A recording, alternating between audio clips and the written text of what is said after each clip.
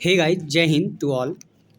आज के वीडियो में हम बात करेंगे केंद्रीय चयन पार्षद सिपाही भर्ती बिहार पुलिस के सब सिपाही संवर्ग में जितने भी जिस भी प्रकार का सिलेबस है वो आज हम डिस्कस करेंगे। और इससे संबंधित आज हम एक सेट लेकर के आए हैं जो ये आपको दिख रहा है, ये अरिहंत पब्लिकेशन का है और इसमें कुल 30 सेट प्रैक्टिस करने के लिए दिया गया है। इस 30 सेट में से हम सभी सेट को डिस्कस करेंगे वन बाय वन और चलते हैं। तो इस वीडियो पर आगे बढ़ते हैं और देखते हैं। ये अरिहंत पब्लिकेशन का है और हम लोग जिस पद के लिए बात करने वाले हैं उस वैकेंसी में पदों की संख्या है 21,391 और इसका विज्ञप्ति संख्या है 1/2023। चलिए तो आगे हम बात करते हैं इसमें किस प्रकार के प्रश्न पूछे जाते हैं। और देखिए दोस्तों, यहाँ पे कुल 15 सेट इस पेज में है। यहाँ से यहाँ तक में कुल 30 सेट दिखाया गया है। वन बाय वन सबको डिस्कस करेंगे। चलिए तो फर्स्ट ऑफ ऑल हम आपको दिखाते हैं। हम लोग फर्स्ट सेट पर हैं, प्रैक्टिस सेट फर्स्ट को डिस्कस करेंगे। सबसे पहला प्रश्न है, किन दो साहित्यकारों को आधुनिक कबीर कहा जाता है? बताइए दोस्तों कि आधुनिक कबीर किन दो साहित्यकार को कहा जाता है? तो इस प्रश्न का सही जवाब हो जाएगा ऑप्शन ए, नागार्जुन और परसाई। ये दो साहित्यकार है जिसको कहा जाता है। आगे बढ़ते हैं और देखते हैं, परवेज ने निम्न में से कौन सी पत्रिका का संपादन किया है? परवेज एक संपादक है जिन्होंने किया है, तो हम देख लेते हैं। इस प्रश्न का सही जवाब हो जाएगा ऑप्शन सी, समरलोक। आगे बढ़ते हैं और देखते हैं अगला प्रश्न। नामवीर जी के वे 3 छात्र कौन थे जिन्होंने नामवर के नोट्स प्रकाशित किए थे? तो इस प्रश्न का सही जवाब हो जाएगा ऑप्शन बी, शैलेश कुमार, मधुप कुमार व नीलम सिंह। आगे बढ़ते हैं और देखते हैं अगला प्रश्न। बिहार की महिलाएं का संपादन कार्य किसने किया था? बिहार की महिलाओं का संपादन कार्य किसने किया था? इस प्रश्न का सही जवाब हो जाएगा ऑप्शन बी, शिव पूजन सहाय। आगे बढ़ते हैं, देखते हैं अगला प्रश्न। मोहन राकेश का निधन हुआ था कब? ये बताना है दोस्तों। तो चलिए तो देख लेते हैं। इस प्रश्न का सही जवाब हो जाएगा वर्ष 1970 में। आगे बढ़ते हैं और देखते हैं, विद्यापति के शिक्षा गुरु कौन थे? विद्यापति के शिक्षा गुरु कौन थे? इस प्रश्न का सही जवाब हो जाएगा ऑप्शन बी, पंडित हरि मिश्र। आगे बढ़ते हैं और देखते हैं अगला प्रश्न। रघुवीर सहाय का जन्म स्थान कहाँ है? इस प्रश्न का सही जवाब हो जाएगा ऑप्शन डी, लखनऊ। आगे बढ़ते हैं और देखते हैं अगला प्रश्न। अगला प्रश्न है, गुप्त जी का जन्म कब हुआ था? गुप्त जी का जन्म कब हुआ था? इस प्रश्न का सही जवाब है ऑप्शन बी, 1886 ईस्वी में। आगे बढ़ते हैं, देखते हैं अगला प्रश्न। निम्न में से उदय प्रकाश का निधन है, निम्न में से उदय प्रकाश का निबंध कौन सा है? तो चलिए देखते हैं। इस प्रश्न का सही जवाब है ईश्वर की आंख। ईश्वर की आंख जो है ये प्रकाशन किसने किया था? उदय प्रकाश जी ने। आगे बढ़ते हैं, देखते हैं अगला प्रश्न। शिवराजभूषण की रचना किसने की थी? शिवराजभूषण की रचना किसने की थी? इस प्रश्न का सही जवाब हो जाएगा ऑप्शन डी, भूषण ने। इस प्रश्न का सही जवाब हो जाएगा भूषण। आगे बढ़ते हैं और देखते हैं अगला प्रश्न। निम्न में से प्रसाद जी का कहानी संग्रह है, यानी कि कौन सा प्रसाद जी का कहानी संग्रह है? इसका सही जवाब हो जाएगा ऑप्शन ए, छाया। आगे बढ़ते हैं, देखते हैं अगला प्रश्न। वियतनाम की यात्रा के लेखक, वियतनाम की यात्रा एक पुस्तक है जिसका लेखक कौन है? इस प्रश्न का सही जवाब हो जाएगा ऑप्शन बी, भोला पासवान शास्त्री। आगे बढ़ते हैं, देखते हैं अगला प्रश्न। केदारनाथ सिंह का जन्म कौन सा स्थान पे हुआ था?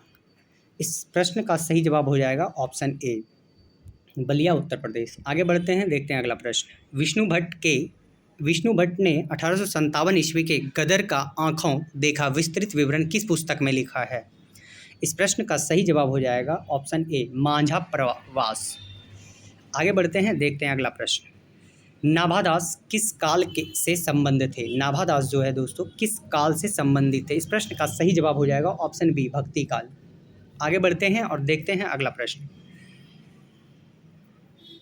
देखिए दोस्तों, यहाँ पर आप देख रहे होंगे कि क्वेश्चन नंबर 15 के बाद क्वेश्चन नंबर 46 दिखाया जा रहा है। तो यहाँ पर जो बीच में प्रश्न था दोस्तों, ये मैथ और रीजनिंग का था। इसको आप खुद से सॉल्व कर सकते हैं। आपको मैंने जैसा कि बता ही दिया कि ये अरिहंत का सेट है, प्रैक्टिस सेट 30 सेट इसमें दिया गया है और ये पहला सेट है, तो आप इसको देख सकते हैं। यहाँ पर हम बात करते हैं क्वेश्चन नंबर 46 का। पृथ्वी की भू प्रकृति में पाए जाने वाले तत्वों की प्रतिशत मात्रा के आधार पर निम्न में से सही अवरोही क्रम ज्ञात करें। तो इस प्रश्न का सही जवाब हो जाएगा दोस्तों ऑप्शन बी, यानी कि सबसे ज़्यादा। अवरोही का मतलब होता है दोस्तों, आरोही का मतलब होता है बढ़ते क्रम, अवरोही का मतलब घटते क्रम, यानी कि ऑक्सीजन की मात्रा सबसे ज़्यादा है, सिलिकॉन उसके बाद है, उसके बाद एल्यूमिनियम है, उसके बाद आयरन की मात्रा है। आगे बढ़ते हैं, देखते हैं अगला प्रश्न। सुनामी आने का प्रथम संकेत माना जाता है। सुनामी का प्रथम संकेत क्या होता है? इस प्रश्न का सही जवाब है ऑप्शन बी, तटीय क्षेत्रों में पानी के स्तर में तेजी से होने वाली कमी। अगला प्रश्न है, निम्न में से कौन सा अर्थ अपक्षय है को परिभाषित करता है? अपक्षय यानी कि वेदरिंग को परिभाषित करता है। इस प्रश्न का सही जवाब हो जाएगा दोस्तों ऑप्शन डी, उपरोक्त सभी। आगे बढ़ते हैं, देखते हैं जवाहरलाल नेहरू ने किन संरचनाओं संसाधनों को आधुनिक भारत के मंदिर की संज्ञा दी है? आधुनिक भारत के मंदिर की संज्ञा किन संसाधनों को दिया गया है? तो इस प्रश्न का सही जवाब हो जाएगा ऑप्शन ए, बहुउद्देशीय बांध परियोजना। आगे बढ़ते हैं और देखते हैं अगला प्रश्न। सौर मंडल की उत्पत्ति से संबंधित इनमें से कौन सा सिद्धांत युग्म सही है? तो इस प्रश्न का सही जवाब हो जाएगा ऑप्शन बी, ज्वारीय हाइपोथेसिस, जेम्स जीन्स और हेरोल्ड जेफरी। अगला प्रश्न है, निम्न में से किसे राष्ट्र का आर्थिक बैरोमीटर कहा जाता है? राष्ट्र का आर्थिक बैरोमीटर किसे कहा जाता है? तो ऑप्शन बी इसका सही जवाब है, विदेशी व्यापार को राष्ट्र का आर्थिक बैरोमीटर कहा जाता है दोस्तों।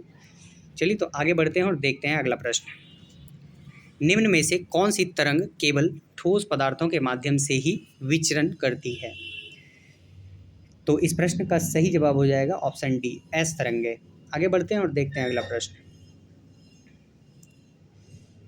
अगला प्रश्न है, निम्न में से कौन सा अर्थ सतत पोषणीय विकास को सही रूप से स्पष्ट करता है? इस प्रश्न का सही जवाब हो जाएगा दोस्तों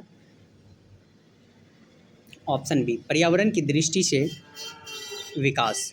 आगे बढ़ते हैं और देखते हैं अगला प्रश्न। भारतीय संविधान के अनुसार संपत्ति का अधिकार है, यानी इनमें से कौन सा संपत्ति का अधिकार है? ऑप्शन सी इस प्रश्न का सही जवाब होगा। आगे बढ़ते हैं अगला प्रश्न। पटना उच्च न्यायालय की स्थापना कब की गई थी? पटना उच्च न्यायालय की स्थापना कब की गई थी? इस प्रश्न का सही जवाब हो जाएगा 3 फरवरी 1916। आगे बढ़ते हैं अगला प्रश्न। पंचायत राज्य व्यवस्था निम्न में से किस में उल्लेख है? पंचायत राज व्यवस्था का किस में उल्लेख है, किस सूची में? तो इस प्रश्न का सही जवाब हो जाएगा ऑप्शन बी, राज्य सूची में पंचायत राज व्यवस्था का उल्लेख है। अगला प्रश्न है, निम्न में से कौन सा सार्वजनिक व्यय पर संसदीय नियंत्रण का अंग नहीं है? तो इस प्रश्न का सही जवाब हो जाएगा ऑप्शन बी, भारत का नियंत्रक व महालेखा परीक्षक। अगला प्रश्न है, भारतीय संघवाद में विविधताओं में एकता को प्रोन्नत करने हेतु निम्नलिखित में से किन संस्थानों को आवश्यक माना गया है? तो इस प्रश्न का सही जवाब हो जाएगा दोस्तों ऑप्शन डी, उपरोक्त सभी, यानी कि ये सारा जो भी ऑप्शन है ये सभी इस प्रश्न के लिए सही है। आगे बढ़ते हैं अगला प्रश्न। मंत्री की शक्तियों का उल्लेख किस अनुच्छेद में है? देखिए दोस्तों यहाँ पर प्रश्न है, मंत्रियों की शक्तियों का उल्लेख किस अनुच्छेद में है? तो इस प्रश्न का सही जवाब हो जाएगा अनुच्छेद 74। आगे बढ़ते हैं अगला प्रश्न के लिए। फास्ट ट्रैक न्यायालय के संबंध में क्या सही है? फास्ट ट्रैक न्यायालय, तो फास्ट ट्रैक न्यायालय के लिए दोस्तों इस प्रश्न का सही जवाब हो जाएगा ऑप्शन बी। ऑप्शन बी, वह न्यायालय जो मामलों की सुनवाई बहुत जल्द या बहुत कम समय में करता है उसे फास्ट ट्रैक न्यायालय कहा जाता है। अगला है, बिंदु रेखीय चित्र यानी बारंबारता आरेख जो होता है का प्रकार नहीं है, कौन सा इनमें से? तो इस प्रश्न का सही जवाब हो जाएगा ऑप्शन बी, आवृत्ति पाई चित्र, ये नहीं है। चतुर्थक विचलन गुणांक होता है, चतुर्थक विचलन गुणांक क्या होता है? इस प्रश्न का सही जवाब है ऑप्शन डी, पारस गुणांक। आगे बढ़ते हैं अगला प्रश्न के लिए। अगला प्रश्न है, बिहार पर आर्थिक उदारीकरण का प्रभाव किस रूप में दिखाई दिया है? इस प्रश्न का सही जवाब हो जाएगा ऑप्शन डी, यानी कि उपरोक्त में से सभी। आगे बढ़ते हैं, देखते हैं अगला प्रश्न। गरीबी उन्मूलन के लिए सरकारी स्तर पर किन कार्यों को बढ़ावा दिया गया है? गरीबी उन्मूलन के लिए सरकार जो है किस कार्यों को बढ़ावा दिया है? तो इस प्रश्न का सही जवाब हो जाएगा ऑप्शन डी, यानी कि सभी। आगे बढ़ते हैं और देखते हैं अगला प्रश्न। भारत के किस राज्य में सर्वाधिक विशेष आर्थिक क्षेत्र स्थित है? इस प्रश्न का सही जवाब हो जाएगा ए तमिलनाडु। अगला प्रश्न है, निम्नलिखित में से कौन उदारीकरण, निजीकरण एवं वैश्वीकरण के सकारात्मक प्रभाव में शामिल नहीं है? इस प्रश्न का सही जवाब हो जाएगा ऑप्शन सी, कृषि की उपेक्षा। अगला प्रश्न है, निम्न में से आर्थिक कल्याण की सर्वोत्तम माप कौन सी है? आर्थिक सर्वेक्षण की सर्वोत्तम माप कौन सी है? तो इस प्रश्न का सही जवाब है डी, शुद्ध राष्ट्रीय उत्पाद, जिसको एनएनपी बोलते हैं, नेशनल नेट प्रोडक्ट। अगला प्रश्न है, औजारों की प्रकृति के आधार पर प्रागैतिहासिक काल को कितने भागों में बांटा गया है? तो इस प्रश्न का सही जवाब हो जाएगा ऑप्शन बी, 3 भागों में। अगला प्रश्न है, ऋग्वेद में निहित गायत्री मंत्र किस देवता को समर्पित है? ये इस प्रश्न का सही जवाब है ऑप्शन डी, सावित्री को। अगला प्रश्न है, किसके शासनकाल में इब्न बतूता भारत आया था? इस प्रश्न का सही जवाब है ऑप्शन बी, मोहम्मद बिन तुगलक के शासनकाल में इब्न बतूता भारत आया था। अगला प्रश्न है, भक्ति आंदोलन को उत्तर भारत में लाने का श्रेय इनमें से किसको जाता है? तो इस प्रश्न का सही जवाब है ऑप्शन सी, रामानंद को। अगला प्रश्न है, वर्ष 1917 में चंपारण सत्याग्रह किस राज्य में प्रारंभ किया गया? देखिए दोस्तों, चंपारण जो है ये अपने ही राज्य बिहार में स्थित है। इस प्रश्न का सही जवाब हो जाएगा बिहार। अगला प्रश्न है, नाभीवाद का उदय सर्वप्रथम कहाँ हुआ था? नाभीवाद, ये देखिए दोस्तों, नाभीवाद का जो उदय हुआ था ये सर्वप्रथम जर्मनी में हुआ था। अगला प्रश्न है, प्रथम विश्व युद्ध के समय अमेरिकी राष्ट्रपति कौन थे? विश्व युद्ध के समय अमेरिकी राष्ट्रपति कौन थे दोस्तों? Woodrow Wilson. अगला प्रश्न है, कूटनिरपेक्ष आंदोलन का प्रथम सम्मेलन कहाँ हुआ था? कूटनिरपेक्ष आंदोलन का प्रथम सम्मेलन बेलग्रेड में हुआ था। अगला प्रश्न है, प्रथम कोटि अभिक्रिया में अर्ध आयु के लिए समीकरण है। देखिए दोस्तों, ये रसायन विज्ञान का प्रश्न है और आप अगर साइंस बैकग्राउंड से होंगे तो जरूर इस प्रश्न को पढ़े होंगे। तो इस प्रश्न का सही जवाब है option B, T half is equal to, T half यानी टी का आधा इज इक्वल टू 0.693/K। अगला प्रश्न है, क्लोरोफार्म में उपस्थित हाइड्रोजन परमाणु होता है, कैसा होता है? तो इस प्रश्न का सही जवाब हो जाएगा ऑप्शन ए, अम्लीय होता है। अगला, न्यूट्रॉन के खोजकर्ता कौन थे? न्यूट्रॉन के खोजकर्ता कौन थे? ऑप्शन बी, इस प्रश्न का सही जवाब है जेम्स चैडविक। निम्न में से मोटी सतह निर्मित होती है किसके द्वारा मोटी सतह को निर्मित किया जाता है? इस प्रश्न का सही जवाब है बी, भौतिक अधिशोषण द्वारा। अगला प्रश्न है, 5 जगत वर्गीकरण किसने प्रस्तुत किया था? 5 जगत वर्गीकरण किसने प्रस्तुत किया था? इस प्रश्न का सही जवाब है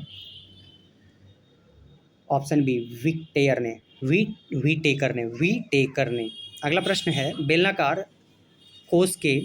बेलनाकार कोश के वृत्तीय मुख के व्यास के परितः घूर्णन त्रिज्या का मान क्या होता है? तो इस प्रश्न का सही जवाब हो जाएगा ऑप्शन बी, √L²/3 + R²/2। चलिए तो आगे देखते हैं अगला प्रश्न। पार्कस विधि द्वारा निष्कर्षण होता है, पार्कस विधि द्वारा किस चीज़ का निष्कर्षण किया जाता है? तो इस प्रश्न का सही जवाब है ऑप्शन सी, चांदी का। अगला प्रश्न है, मानक अंतर्राष्ट्रीय मात्रक पद्धति में बल की इकाई होती है, अंतर्राष्ट्रीय पद्धति में बल की इकाई क्या होती है? इस प्रश्न का सही जवाब है न्यूटन। अगला प्रश्न है, लवक निम्नलिखित में से किस लक्षण के आधार पर माइटोकॉन्ड्रिया से भिन्न होते हैं?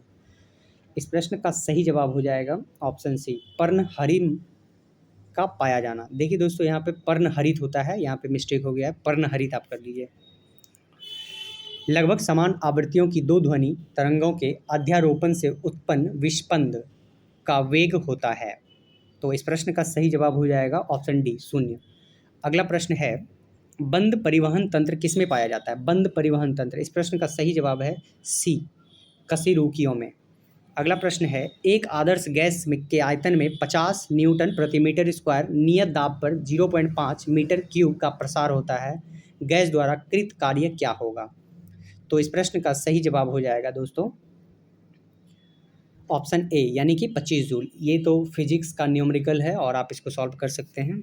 चलिए आगे बढ़ते हैं और देखते हैं, निम्न में से सबसे कम क्षारीय कौन सा तत्व है? तो देखते हैं, इस प्रश्न का सही जवाब हो जाएगा ऑप्शन सी, Be यानी बेरिलियम। अगला प्रश्न है, निर्वात की विद्युतशीलता का मात्रक है, निर्वात की विद्युतशीलता का मात्रक है। तो इस प्रश्न का सही जवाब हो जाएगा ऑप्शन डी, कूलॉम्ब स्क्वायर प्रति न्यूटन प्रति मीटर स्क्वायर। अगला प्रश्न है, निम्न में से कौन सा संयोजक हाइड्राइड नहीं है? तो इस प्रश्न का सही जवाब हो जाएगा बी, NaOH। अगला प्रश्न है, न्यूक्लियोटाइड त्रिक तथा एमिनो अम्ल के मध्य संबंध कहलाता है, यानी इस दोनों के मध्य संबंध को क्या कहते हैं?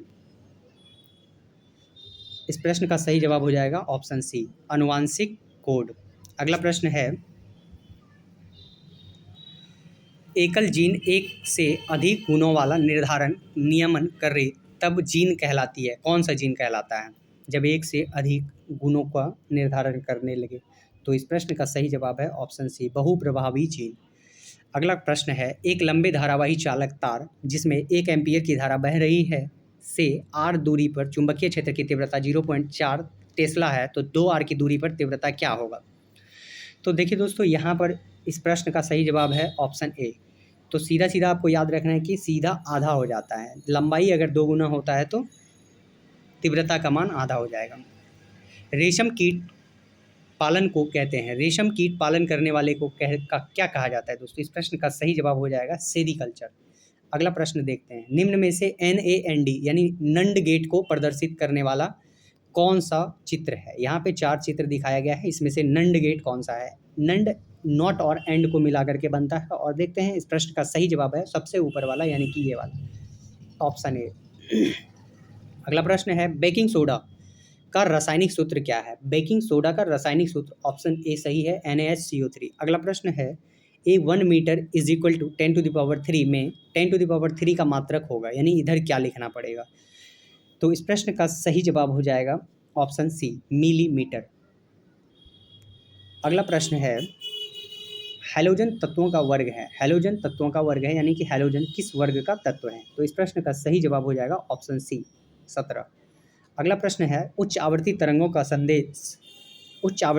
पर संदेश सिग्नल के अध्यारोपण की प्रक्रिया कहलाती है, तो ये क्या कहलाती है? इस प्रश्न का सही जवाब है ऑप्शन बी, मॉड्यूलेशन। अगला प्रश्न है, निम्नलिखित में से कौन सा स्तनी संकटग्रस्त नहीं है, यानी इसमें से कौन सा संकटग्रस्त नहीं है? नीलगाय।